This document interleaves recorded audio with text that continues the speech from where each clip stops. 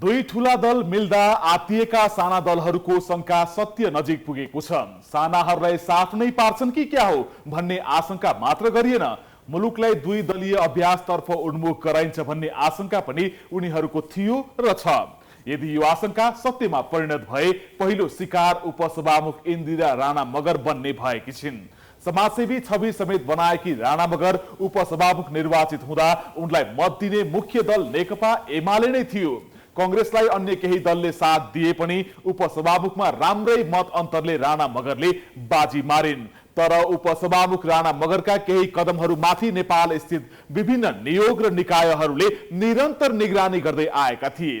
यही अवस्थाका बीच केही इच्छुकलाई अमेरिका उडाउन खोज्दा गरेको पहलले उनलाई विवादमा तान्यो। अहिले यही विवादको ढाड टेकेर एक ठाउँ उभिएका एमाले र कांग्रेसले उपसभामुखको राजीनामा मागेका छन्। यदि राजीनामा नदिए यो कदम महाअभियोगसम्म पुग्ने निश्चित झै देखिएको छ। यसो भए राणा मगरको पद जाने पनि निश्चित छ। तर यसले प्रतिनिधि सभामा सत्ता पक्ष र प्रतिपक्षको दूरीलाई कठोर ढंगबाट अघि बढाउनेछ। प्रधानमन्त्री केपी शर्मा ओली हिसाब किताबमा पनि च्याम्पियन पात्र हुन्। कता के थप्दा कता मिलाउन सकिन्छ र कता कसलाई साफ पार्दा कतापट्टि फाइदा पुग्छ भन्ने राम्रो हेक्का राख्न सक्ने हैसियतका ओली सत्ताको पनि माहिर खेलाडी हुन्। सर्वोच्च अदालतले बेला बेलामा उनको कदममा ब्रेक लगाइदिने गरेका कारण ओली बेलगाम बन्न नसकेका हुन्। नभए यो देशमा उनले चाहेको जे पनि गर्न सक्थे। अहिले उपसभामुखको प्रकरण संवैधानिक परिषदको उपस्थितिसँग जोडिएको चर्चा चुलिएको छ।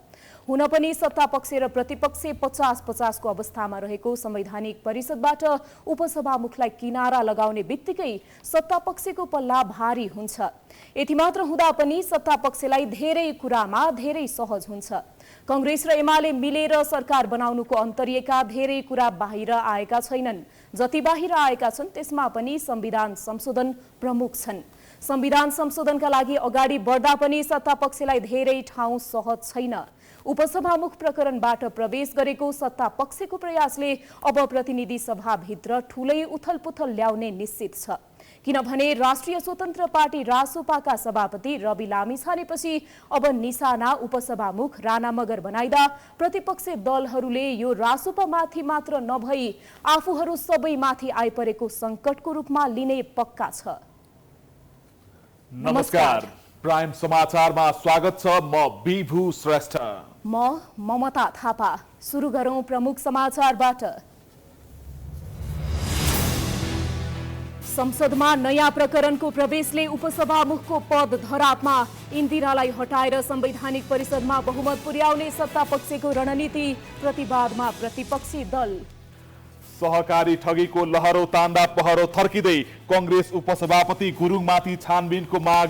कांग्रेसकै नेताले उठाए प्रश्न, रविलाई पोखरामा पीडितले देखाए कालो झण्डा। मुलुकमा आत्महत्याको अवस्था भयावह बन्दै दिगो विकासको लक्ष्य प्राप्त गर्न चुनौती थपिएको सरकारको निष्कर्ष, मानसिक रोग मुख्य कारक। समुद्री आँधी र पहिरोका कारण भियतनाममा 82 जनाको मृत्यु, 752 जना घाइते। पीडितको सहयोगका लागि सरकारले छुट्यायो $4 मिलियन। र विश्वकप लिग 2 को त्रिकोणात्मक सिरिज खेल्न क्यानाडा जाने राष्ट्रिय क्रिकेट टोलीको विदाई। राम्रो प्रदर्शन गर्ने प्रशिक्षक, खेलाडी र क्यानको विश्वास।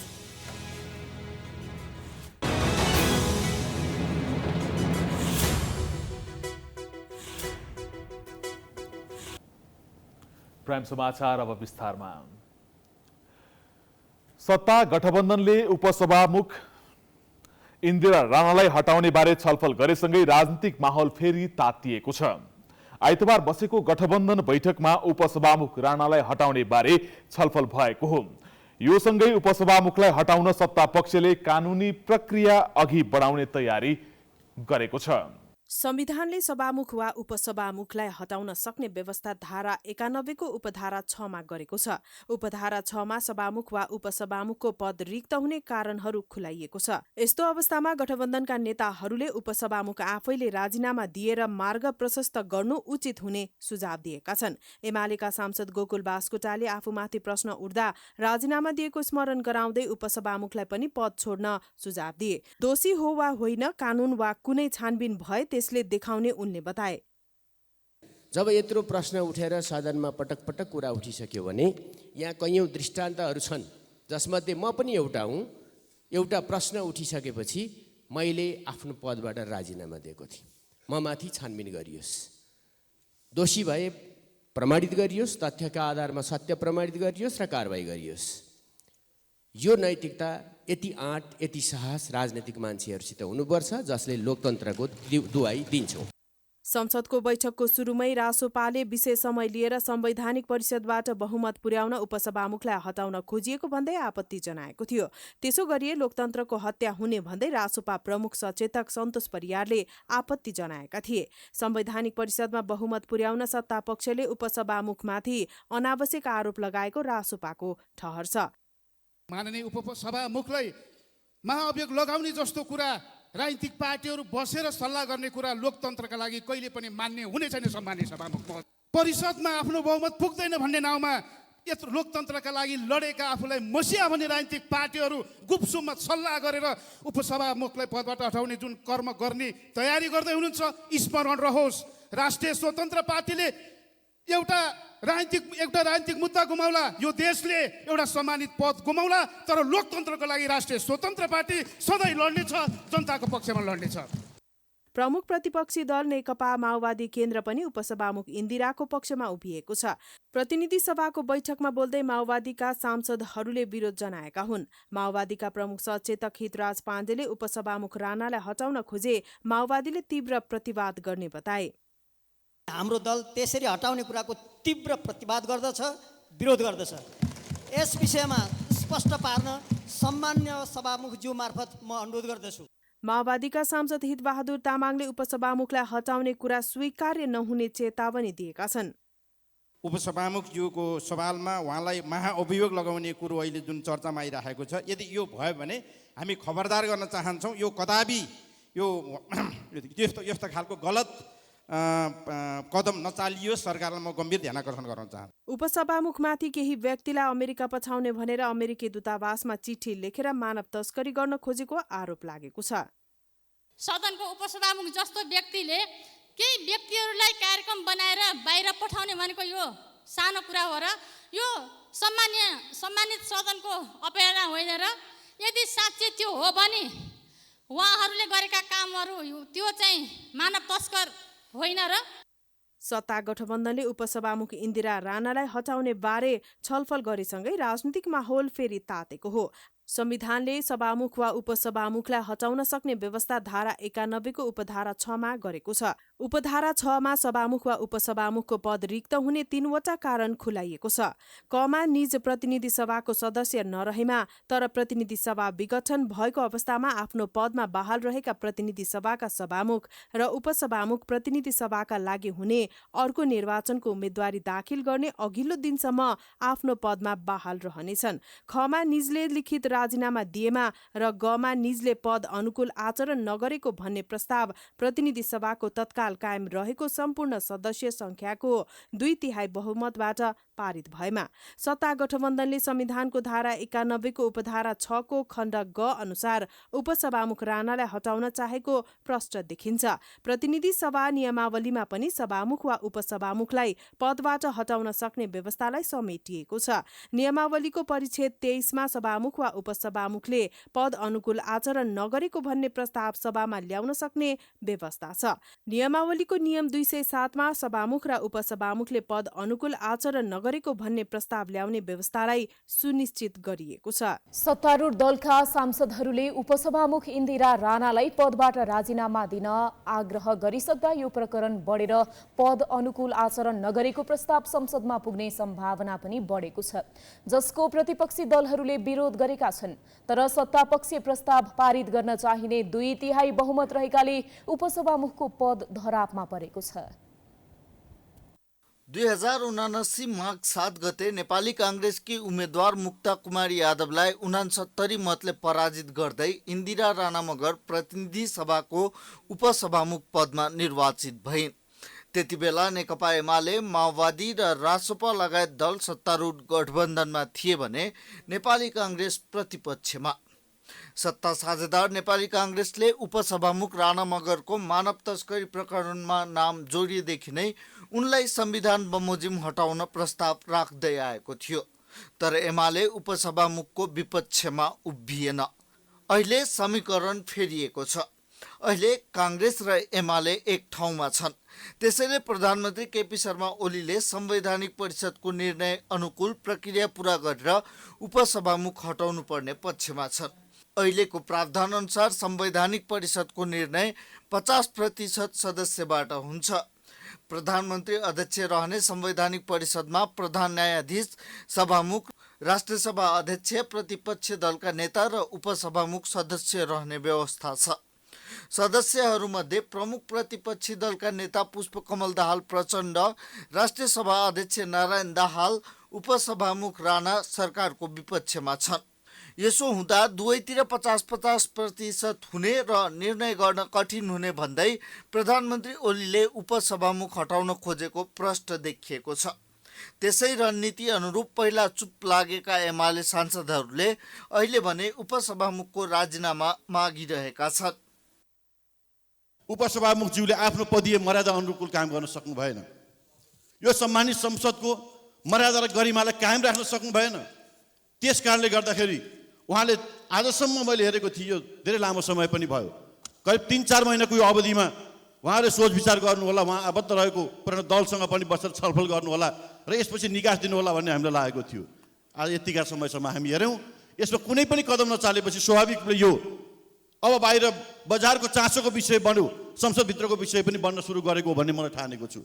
त्यस कारणले गर्दा म फेरि पनि आग्रह गर्न चाहन्छु, उपसभामुखज्यूले यो संसदको गरिमालाई बचाउनका निम्ति पनि उहाँले आफ्नो पदबाट राजीनामा दिएर मार्ग प्रशस्त गर्दा यो संसदको गरिमाको उँचो हुन्छ। तर प्रमुख प्रतिपक्षी नेकपा माओवादी भन्ने उपसभामुखको पक्षमा उभिएको छ। उपसभामुखलाई हटाउने गठबन्धनको तयारीमा माओवादीले प्रतिवाद गरेको छ। प्रश्न उठेर राजीनामा दिने हो भने मान्यज्यूहरू 10औं मन्त्रीका प्रश्न उठेका छन्। अहिले राजीनामा दिने तयार हुनुहुन्छ? लाउडामा प्रश्न उठ्यो, व्हाइट बडीमा प्रश्न उठ्यो, भुटानी शरणार्थीमा प्रश्न उठ्यो, बालुवाटार जग्गा प्रकरणमा प्रश्न उठ्यो, टी स्टेट गिरीबन्धुमा प्रश्न उठ्यो। राजीनामा दिने तयार हुनुहुन्छ? सम्माननीय सभामुख महोदय, छानिदिनुहोस्। एकजना सामाजिक सेवाबाट आएको उपसभामुखलाई चारैतिरबाट शक्तिको प्रयोग गर्ने? संविधानको धारा 91 को उपधारा 6 को ग मा उपसभामुखले पद अनुकूलको आचरण नगरेको भन्ने प्रस्ताव प्रतिनिधि सभाको तत्काल कायम रहेको सम्पूर्ण सदस्य संख्याको 2/3 बहुमतबाट पारित भएमा उपसभामुख पद रिक्त हुने व्यवस्था छ। 275 सदस्यीय प्रतिनिधि सभामा प्रस्ताव पारित गर्न 184 सांसद चाहिन्छ। अहिले सत्ता गठबन्धनमा काङ्ग्रेसका 88, एमालेका 78, जनता समाजवादीका 7, जनमतका 6, नागरिक उन्मुक्ति पार्टीका 4, लोकतान्त्रिक समाजवादी पार्टीका 4 जना सांसद छन्। सत्ता गठबन्धनका कुल सांसद 187 जना पुग्छ। यो भनेको 2/3 बढी हो। सहकारी ठगी विरुद्ध चर्को नारा लगाउँदै आएका नेपाली कांग्रेसका उपसभापति धनराज गुरुङलाई अहिले आफैमाथि लागेको आरोप खण्डन गर्न भ्याइ नभ्याइ छन्। मंगलबार प्रतिनिधि सभाको विशेष समयमा बोल्दै उनले आफूमाथि लागेको आरोपमा संसदीय छानबिन समिति आवश्यक देखिए गठनका लागि आफू तयार रहेको बताए। तर सांसदहरूले भने सहकारीको रकम हत्याउनकै लागि नक्कली सम्बन्ध विच्छेद गरेको आरोप लगाइरहेका छन्। यसअघि सहकारी ठगी विरुद्ध चर्को भाषणबाजी गर्दै आएका नेपाली काङ्ग्रेसका उपसभापति धनराज गुरुङ अहिले आफैमाथि ठगीको आरोप लागेपछि त्यसको बचाउ गर्दै आएका छन्। प्रतिनिधि सभा बैठकमा निरन्तर उनीमाथि प्रश्न उठ्दै आएको छ। प्रतिपक्षी दलहरूले उनीमाथि निरन्तर प्रश्न उठाउँदै छानबिनको माग गरिरहेका छन्। नेकपा माओवादी केन्द्रका नेता लेखनाथ दाहालले सहकारीको रकम पचाउन गुरुङले सहकारी सम्बन्ध विच्छेद गरेको टिप्पणी गर्दै छानबिनको माग गरे। गुरुङ केही समय अघि सम्बन्ध विच्छेद भएको भनेको श्रीमतीसँग देखिएको भन्दै 14 करोड पचाउनका लागि गुरुङले कानुनी रूपमा सम्बन्ध विच्छेद गरेको दाहालले आरोप लगाए। माननीय धनराज गुरुङको उहाँको श्रीमतीसँगको सम्बन्ध विच्छेद चाहिँ सहकारी सम्बन्ध विच्छेद हो। सहकारी सम्बन्ध विच्छेद यहाँ सर्वोच्च भन्नु मिल्दैन, कानुनी हिसाबले सम्बन्ध विच्छेद गर्ने त्यो 14 करोड चाहिँ पचाउनको निम्ति गरेको सम्बन्ध विच्छेद देखिन्छ। उहाँहरूको फ्रेन्डसिप छ, उपस्थिति देखियो चाहिँ विवाहमा देखिन्छ। उनले सहकारी छानबिन समितिमा गुरुङले सहकारी ठगी गरेको पर्याप्त प्रमाणहरू जुटेको भन्दै कारबाहीका लागि सिफारिस गरिने बताए। त्यसो त आफ्ना अध्यक्ष रवि लामिछानेलाई काङ्ग्रेसले सहकारी ठगीको आरोपमा पटक पटक सदन अवरुद्ध गरेपछि आक्रोशित भएका रासपा सांसदहरूले पनि धनराज गुरुङमाथि निरन्तर प्रश्न उठाउँदै आएका छन्। रासपा सांसद गणेश पराजुलीले सोमबार नै गुरुङ र उनकी श्रीमती विरुद्ध छानबिनको माग गरेका थिए। मितेरी बचत तथा ऋण सहकारी संस्थाका अध्यक्ष कुम्भराज गुरुङले आफ्नो संस्थाको करिब 15 करोड रकम हिनामिना गरेकोमा माननीय धनराज गुरुङ र ज्योति गुरुङको विरुद्ध ठगी गरेको दाबी सहित उजुरी दर्ता गराउनु भएको रहेछ। अब म माननीय गुरुङको बारेमा छानबिन हुन्छ कि हुँदैन भनेर यस सम्मानित सदन मार्फत नेपाली काङ्ग्रेसका माननीयज्यूहरूलाई सोध्न चाहन्छु। सहकारीको ठगी लुकाउन उहाँले सम्बन्ध विच्छेदसम्म गरेको कुरा पनि सुन्नमा आएको छ, बाहिर आएको छ। सहकारी ठगीको छानबिनका लागि माग गर्दै अब नेपाली काङ्ग्रेसका माननीयज्यूहरूले यो संसदको रोस्टम र वेल घेराउ गर्नुहुन्छ कि गर्नुहुन्न? आफूमाथि निरन्तर प्रहार भएपछि उपसभापति गुरुङले छानबिन गर्न चुनौती दिएका छन्। सहकारी छानबिन समितिको प्रतिवेदन आउने लाग्दा आफूमाथि आरोप लगाएर विषयान्तर गर्न खोजिएको गुरुङको आरोप छ। सहकारीकै कारण निकै अघिदेखि सम्बन्ध बिग्रिएर 2076 सालमा श्रीमती ज्योति गुरुङसँग सम्बन्ध विच्छेद गरेको उनले जिकिर गरे। उनले सम्बन्ध विच्छेद भएकी श्रीमतीले गरेको दोषमा आफू भागीदार नहुने धारणा राखे। घर परिवारमा दरार आएपछि 10 वर्षीय बच्चा हुर्काउनुको पीडा म आफैसँग छ। सम्बन्ध विच्छेद पछि पूर्व श्रीमती गुरुङको बारेमा जानकारी हुने कुरै भएन। मित्रले भने झै संसदीय छानबिन गर्नुपर्ने हुन्छ भने पनि म तयार छु सभामुख महोदय। धनराज आफ्नै पार्टीबाट पनि चेपुवामा परेका छन्। आफूले आफैमाथि छानबिनको माग गरिरहँदा काङ्ग्रेसकै महामन्त्री गगन थापाले पनि धनराजमाथि निष्पक्ष छानबिन गर्न माग गरेका छन्। काङ्ग्रेसका कुनै नेतामाथि प्रश्न उठिसकेपछि छानबिन हुनुपर्ने पार्टीको नीति रहेको थापाले स्पष्ट पारेका छन्। सहकारीको विषयको सन्दर्भमा नेपाली काङ्ग्रेस पार्टीका उपसभापतिजीको नाम केही विषयहरूमा जोडिएर आयो। यो प्रसङ्गमा उहाँ आफैले एक पार्टीको पोजिसन मैले यही प्रश्न बनाइसकेँ। यसभित्र जोसुकैको नाम आयो भने पनि त्यो छानबिनको धारामा आउनुपर्छ भन्ने कुरा रह्यो नै। धनराजकी श्रीमती ज्योति गुरुङ ललितपुरको मितेरी सहकारीको महाप्रबन्धक रहेका बेला रकम हिनामिना गरेको आरोपमा नेपाल प्रहरीको केन्द्रीय अनुसन्धान ब्युरोमा उजुरी परेको छ। ज्योतिले 14 करोड 81 लाख रकम दुरुपयोग गरेको र त्यसमा धनराजको पनि संलग्नता रहेको भनी उक्त रकम उठाउने बातबाट बनाइदिन प्रहरीमा उजुरी परेको हो। एकपछि अर्को गर्दै राजनीतिक दलका शीर्ष नेताहरू नै सहकारी ठगी आरोपमा मुचिन थालेपछि कतै छानबिन नै प्रभावित हुने त होइन भन्ने आशंका पीडित बचतकर्तामा व्याप्त छ। राष्ट्रिय स्वतन्त्र पार्टीका सभापति रवि लामिछानेलाई पोखरामा सहकारी पीडितहरूले कालो झण्डा देखाएका छन्। पार्टीको प्रदेश स्तरीय कार्यक्रममा सहभागी हुन पोखरा पुगेका पूर्व गृहमन्त्री समेत रहेका लामिछानेलाई पोखराको बिरौटामा सहकारीका बचतकर्ताले कालो झण्डा देखाएका हुन्। रासोपा गण्डकी प्रदेशको विस्तारित बैठक बिरौटा स्थित ग्यालेक्सी ब्याङ्क्वेटमा चलिरहेको छ। ब्याङ्क्वेट स्थलमा छिर्ने क्रममा सूर्यदर्शन बचत तथा ऋण सहकारी संस्थाका बचतकर्ताले लामिछानेलाई कालो झण्डा देखाएका हुन्। प्रदर्शनकारीले बैठक स्थल बाहिर सहकारी ठगलाई राजनीतिक संरक्षण मिलेको भन्दै नाराबाजी गरेका थिए।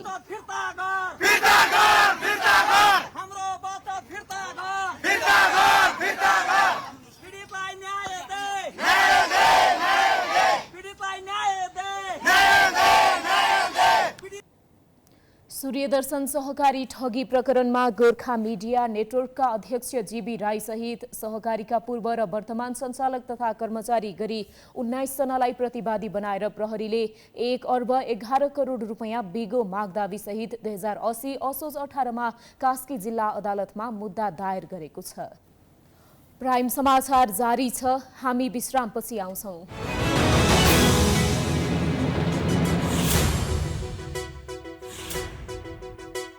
विश्रामपछि स्वागत छ। अब बाँकी समाचार। जीवन अमूल्य छ।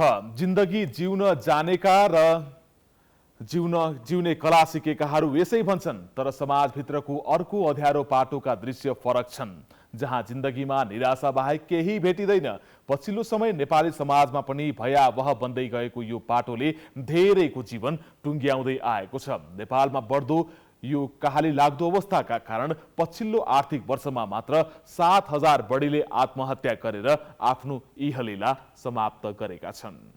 मंगलबार नेपालमा पनि विश्व आत्महत्या रोकथाम दिवस मनाइयो। नेपालका लागि आत्महत्या ठूलो चुनौती र समस्या बन्दै गएको छ। पछिल्लो समय आत्महत्या गर्नेको संख्या बढिरहेको छ। विगत 3 वर्षको तथ्याङ्क मात्रै हेर्ने हो भने वर्षेनी आत्महत्या गर्नेको संख्या निरन्तर उकालो लाग्दो छ, जसका कारण दिगो विकासमा लक्ष्य प्राप्त गर्न चुनौती थपिएको स्वास्थ्य तथा जनसंख्या मन्त्री प्रदीप पौडेल बताउँछन्। दिगो विकास लक्ष्य सन् 2030 ले तोके बमोजिम आत्महत्या न्यूनीकरण गर्ने लक्ष्य लिएर तापनि नेपालको परिप्रेक्ष्यमा यस लक्ष्य प्राप्तिका लागि ठूलो चुनौती देखिन्छ। यो अवस्थालाई हामीले निरन्तर प्रयासले परिवर्तन गर्नुपर्नेछ।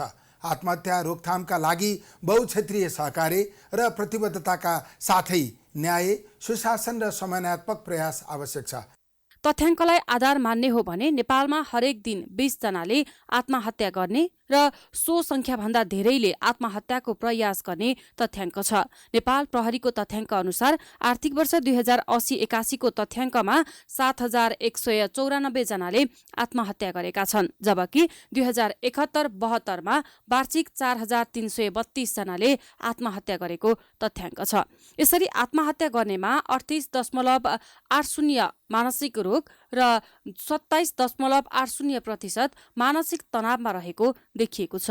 विश्व स्वास्थ्य संगठनका अनुसार विश्वभर वर्षेनी 7 लाख मानिसले आत्महत्या गर्छन्। यसरी हेर्दा मुलुकको तथ्याङ्क अनुसार विश्वमा हुने कुल आत्महत्याको 1.02% नेपालमा भएको छ। यो तथ्याङ्क हेर्दा नेपाल जस्तो मुलुकमा आत्महत्याको तथ्याङ्क निकै डरलाग्दो रूपमा देखिएको विज्ञहरू बताउँछन्। अहिलेको अवस्था हेर्ने हो भने चाहिँ धेरै परिस्थितिहरू चाहिँ एकदम अप्ठ्यारै अवस्थाहरू पनि छन् हैन। अब यो मानसिक स्वास्थ्य आत्महत्या बढ्नु भनेको चाहिँ यो आत्महत्या चाहिँ एकदम माथि त्यो टिप अफ द आइसबर्ग जस्तो हैन, माथि देखिने समस्या जस्तो छ, तर त्यो मुनि चाहिँ अन्डरलाइनिङ कजहरू चाहिँ एकदम धेरै छ। अनि आत्महत्या चाहिँ अलिकति कम्प्लेक्स खालको समस्या पनि छ हैन। अब समस्या त बढिरहेछौँ, अनि त्यो बढिरहेछ भन्दाखेरि हामी सबैजना एउटा काइन्ड अफ सेन्सिटिभिटी पनि बढिरहेछ, सिरियसनेस पनि बढिरहेछ, तर किन बढिरहेछ, कसरी बढिरहेछ भन्ने कुरा चाहिँ अझै पनि हामीले चाहिँ हेर्नुपर्ने हुन्छ। विज्ञका अनुसार आत्महत्या सामाजिक आर्थिक कारणले मात्रै नभएर जैविक कारण पनि हुने गरेको छ। शरीरमा रहेका विभिन्न रसायनहरू तलमाथि भएपछि डिप्रेसन हुने बताउँदै आत्महत्याको प्रमुख कारण नै यही रहेको विज्ञहरूको निष्कर्ष छ। चाहिँ अब इभल्भिङ पर्सनालिटी डिसअर्डर्सहरू देखिन्छ आजकल चाहिँ ठुल्ठुलो चिजको डिमान्डहरू गर्ने, अनि यस्तै खालको समस्या गर्दै जानु भए पनि अब विभिन्न भनौँ न उमेरकाहरूले जस्तो अब आफ्टर एडोलेसेन्स भनेको अब आउँछ मान्छेको भने अडल्टहुडमा अहिले मेन प्रब्लम हाम्रो नेसनमा अनइम्प्लोइमेन्ट, जागिर के खाने, डाक्टर इन्जिनियर पढ्न पनि पैसा चाहियो। विश्वमा 15 देखि 29 वर्षका मानिसहरूको मृत्युको दोस्रो कारण आत्महत्या हुने गरेको तथ्याङ्कहरू सार्वजनिक भइरहेका छन्।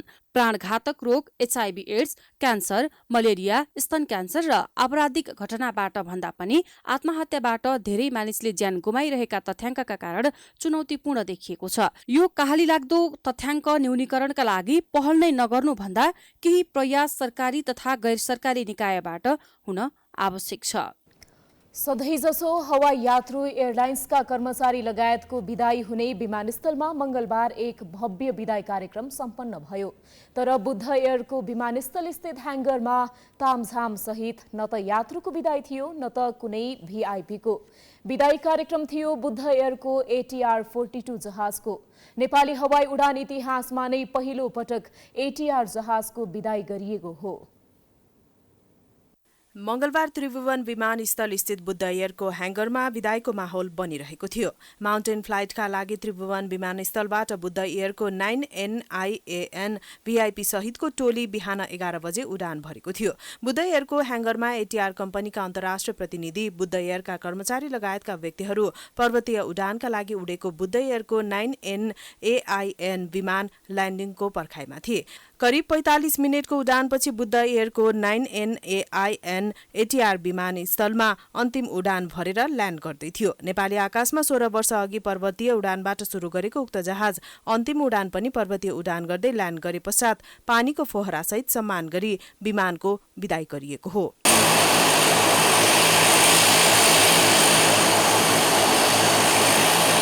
सन् 2008 सेप्टेम्बर 17 देखि नेपाल भित्रिएको ATR 42 जहाज ATR को अन्तर्राष्ट्रिय मापदण्ड समेत पूरा गरेको बुद्ध एयरले जनाएको छ। एक टेक अफ र एक ल्यान्डिङ बराबर एक उडान साइकल हुन्छ। ATR 42 ले 70,000 उडान साइकल पूरा गरेको र 18 लाख यात्रुलाई सेवा दिएको छ। नेपाली आकाशमा 40,000 उडान साइकल उडान गरेको 9NIN जहाजले नेपाल भित्रिनुभन्दा पहिले 30,000 उडान साइकल पूरा गरेको थियो। ATR जहाजको पूर्ण सञ्चालन अवधि पार गरी यसरी विदाई गरिएको संसारमै पहिलो पटक भएको बुद्ध एयरको दाबी छ। Today's function is the milestone in history of ATR aircraft operation globally. We are decommissioning the first ever ATR that has completed its full economic life cycle of 70,000 cycles, and that also through commercial passenger operations. A very historical moment indeed. Aircrafts don't grow old with age, but are decommissioned once they reach manufacturer's prescribed economic life cycle. We cannot fly this aircraft for even one cycle after that. जहाजको उमेर उडान अवतरण संख्याले निर्धारण गर्छ। विमान निर्माण company ATR को मापदण्ड अनुसार नै तोकिएको साइकल भन्दा एक अतिरिक्त उडान पनि भर्न नपाइने भएकाले भव्यताका साथ विदाई गरिएको बुद्ध एयरका टेक्निकल निर्देशकले जानकारी दिए। ग्लोबली अचिभ गरेको हो यो 70,000 साइकल्स भने चाहिँ एयरक्राफ्टको ATR एयरक्राफ्टको design service economic design service life हो। त्यो लाइफ अचिभ चाहिँ हामीले गर्यौं। यो एयरक्राफ्ट चाहिँ एयरक्राफ्टको स्ट्रक्चर पार्ट चाहिँ यसको इकोनोमिक डिजाइन लाइफ पुग्यो। अब एयरक्राफ्टमा लागेको कम्पोनेन्ट्सहरू चाहिँ हामीले यसलाई रियुज गर्न मिल्छ र यो एयरक्राफ्टलाई हामीले चाहिँ अब त्यो कम्पोनेन्ट्सहरू जस्तै इन्जिन, प्रोपेलर, ल्यान्डिङ गियरहरू चाहिँ हामीले यो एयरक्राफ्टको रिमुभ गर्छौं। विदाई पश्चात अब उक्त विमान बुद्ध एयरको ह्याङ्गरमा रहनेछ भने केही समयपछि यसका केही पार्ट पूर्जा पुनः प्रयोगमा ल्याइनेछ। ATR को नियम अनुसार विमानको ल्यान्डिङ गियर, इन्जिन, ककपिटमा जडान भएका यन्त्र उपकरण बाहेक विमानको मुख्य शरीर वा ढाँचालाई व्यावसायिक उडानमा प्रयोग गर्न पाइने छैन। विगत 16 वर्षमा बुद्ध एयरले 19 वटा ATR जहाजहरू भित्राइसकेको छ। कोशी प्रदेशका पूर्व मुख्यमन्त्री केदार कार्कीले आमरण अनसन सुरु गरेका छन्। आफू मुख्यमन्त्री भएको बेलामा ल्याइएको कार्यक्रम र योजना हटाइएको भन्दै कार्कीले विराटनगर स्थित प्रदेशसभा अगाडिको बनसखण्डी महादेव मन्दिर परिसरमा अनसन सुरु गरेका हुन्। उनले वर्तमान सरकारले 10 वर्ष मुनिका बालबालिकाका लागि विशिष्टीकृत सेवा सहित निशुल्क उपचार बजेटमा 25 लाख भन्दा तलका आयोजना नराख्ने नीति, शैलजा आचार्य हृदयरोग उपचार केन्द्रको सञ्चालन हटाएको आरोप लगाए। त्यस्तै सुनसरी मोरङ केसलिया करिडोरको विकास कार्यक्रम, कृषि र प्राविधिक शिक्षाका विद्यार्थीलाई छात्रवृत्ति, डाक्टर, इन्जिनियर लगायत विभिन्न विधाका विद्यार्थीलाई छात्रवृत्ति, जनावर मैत्री जंगल कार्यक्रम समेत वर्तमान प्रदेश सरकारले हटाएको भन्दै कार्कीले अनसन बसेका हुन्। आमरण अनसनमा कार्कीलाई स्थानीय नेता कार्यकर्ताहरूले साथ दिएको भए पनि प्रदेश सांसद शमशेर राई बाहेक अन्य प्रदेश सांसदले साथ दिएका छैनन्। नेपाली कांग्रेस कोशी प्रदेश संसदीय दलका उपनेता हिमाल कार्कीले केदार कार्कीको विरोध व्यक्तिगत भएको र यसबारे प्रदेश पार्टी बैठक र संसदीय दलमा छलफल हुने जानकारी दिए।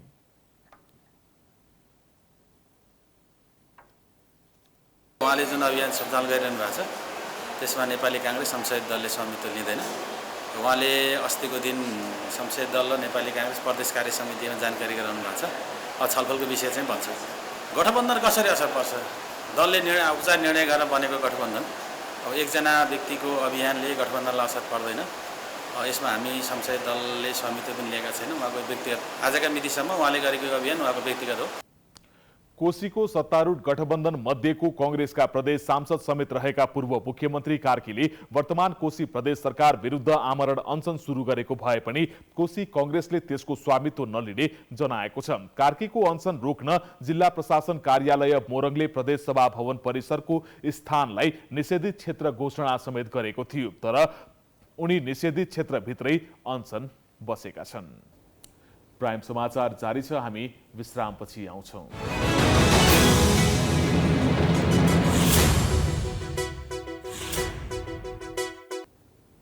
विश्रामपछि स्वागत छ। अब आर्थिक समाचार।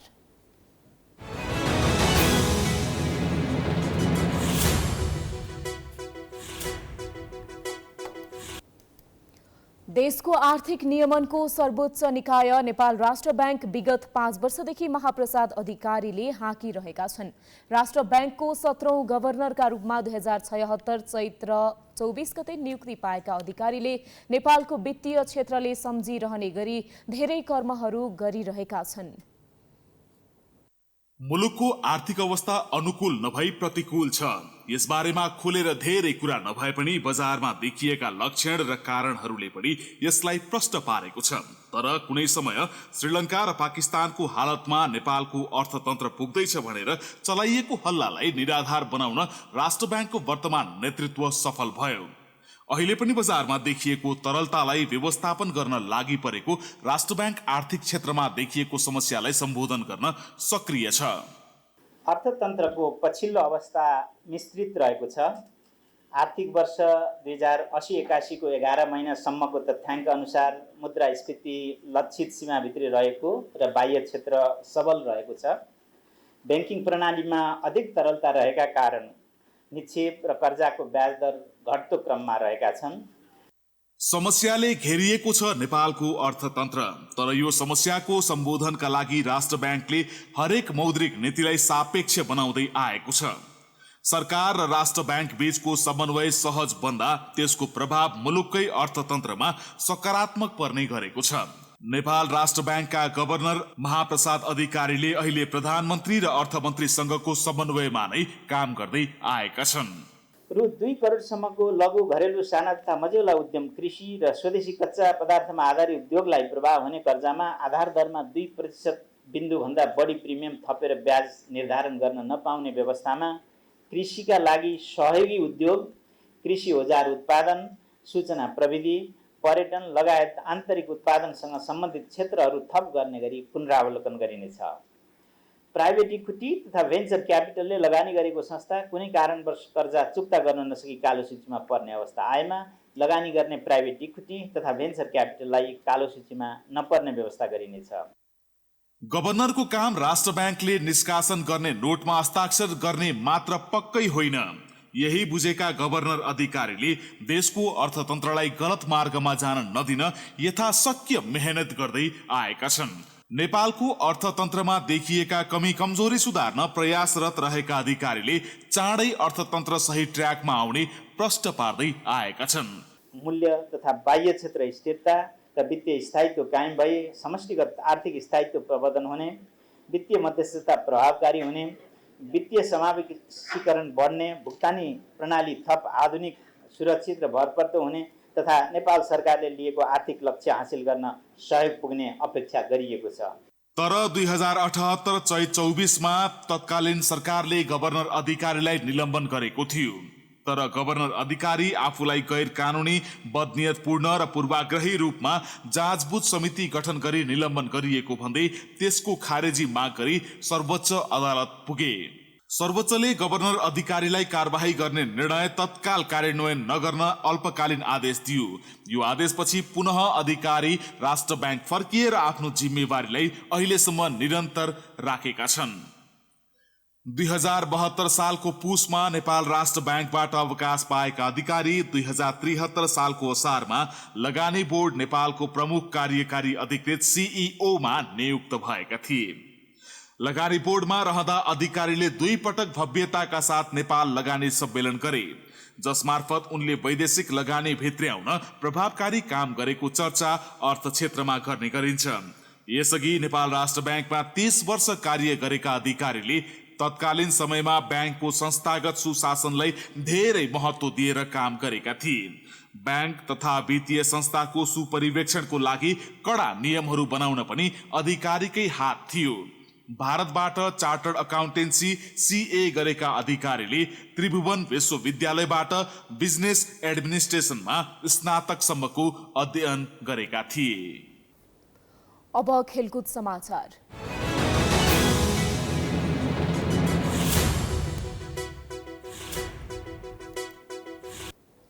क्यानाडामा हुने विश्वकप लीग 2 अन्तर्गतको त्रिकोणात्मक सिरिज खेल्न जाने नेपाली राष्ट्रिय क्रिकेट टोलीलाई बिदाई गरिएको छ।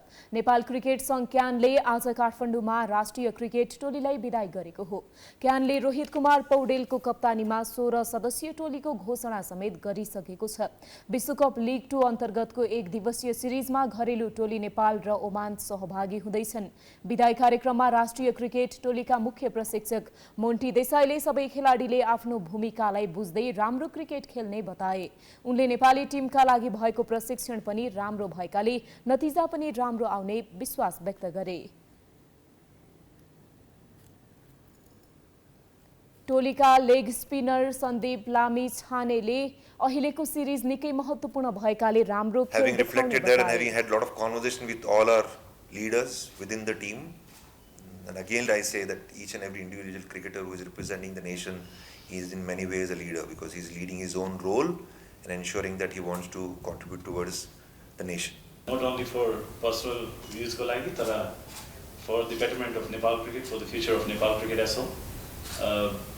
Yes, again, sirle bhane jastै unfortunately we lost quite a few matches घरमै, तर पनि it's again, if any of the teams they can come to Nepal and beat us, definitely we still have the confidence of going to other conditions and prove ourselves why this team is one of the best in the associates. त्यस्तै cricket संघका सचिव पारस खड्काले league 2 अन्तर्गतको त्रिकोणात्मक series खेल्न जाने टोली 2 महिना देश बाहिर रहने र क्यानाडामा 1 दिवसीय म्याच सकिएपछि T20 सिरिज हुने जानकारी दिए। खड्काले क्यानाडामा लीग 2 सिरिजको खेलपछि नेपाली टोली अमेरिका जाने जानकारी दिए। सन्दीप लामिछानेको अमेरिकाको भिसाका विषयमा सकारात्मक सिग्नल आएको पनि उनले बताए। हाम्रो ओडीआई रेकर्डलाई इन्ट्याक्ट राखेर राम्रो प्रदर्शन गरेर अब इन्टरनेशनल क्रिकेटको सिजन स्टार्ट पनि हुन गइरहेको छ। त्यसैले पनि we believe in our team, we believe in our coaching unit, we believe in our management. I think we have almost त्रिकोणात्मक 1 दिवसीय सिरिज भदौ 31 देखि असोज 10 गतेसम्म हुनेछ। नेपालको पहिलो खेल भदौ 31 गते क्यानाडासँग र दोस्रो खेल असोज 2 गते ओमानसँग छ। असोज 6 गते क्यानाडाको सामना गर्दा असोज 8 गते ओमान विरुद्ध रहेको छ। हामी प्राइम समाचारको अन्त्यमा आइपुगेका छौं। जाँदा जाँदै प्रमुख समाचार पुनः एक पटक। संसदमा नयाँ प्रकरणको प्रवेशले उपसभामुखको पद धरापमा। इन्दिरालाई हटाएर संवैधानिक परिषदमा बहुमत पुर्याउने सत्ता पक्षको रणनीति, प्रतिवादमा प्रतिपक्षी दल। सहकारी ठगीको लहरो तान्दा पहरो थर्किँदै कांग्रेस उपसभापति गुरुङमाथि छानबिनको माग। कांग्रेसकै नेताले उठाए प्रश्न। रविलाई पोखरामा पीडितले देखाए कालो झण्डा। मुलुकमा आत्महत्याको अवस्था भयावह बन्दै। दिगो विकासको लक्ष्य प्राप्त गर्न चुनौती थपिएको सरकारको निष्कर्ष। मानसिक रोग मुख्य कारक। समुद्री आँधी र पहिरोका कारण भियतनाममा 82 जनाको मृत्यु, 752 जना घाइते। पीडितको सहयोगका लागि सरकारले छुट्यायो $4 मिलियन। र विश्वकप लीग 2 को त्रिकोणात्मक सिरिज खेल्न क्यानाडा जाने राष्ट्रिय क्रिकेट टोलीको विदाई। राम्रो प्रदर्शन गर्ने प्रशिक्षक, खेलाडी र क्यानको विश्वास। प्राइम समाचार अहिलेलाई सकियो। यसपछिको प्रस्तुति जनता जान्न चाहन्छन् ऋषि धमलाको साथमा। हेर्दै गर्नुहोला प्राइम HD। नमस्कार।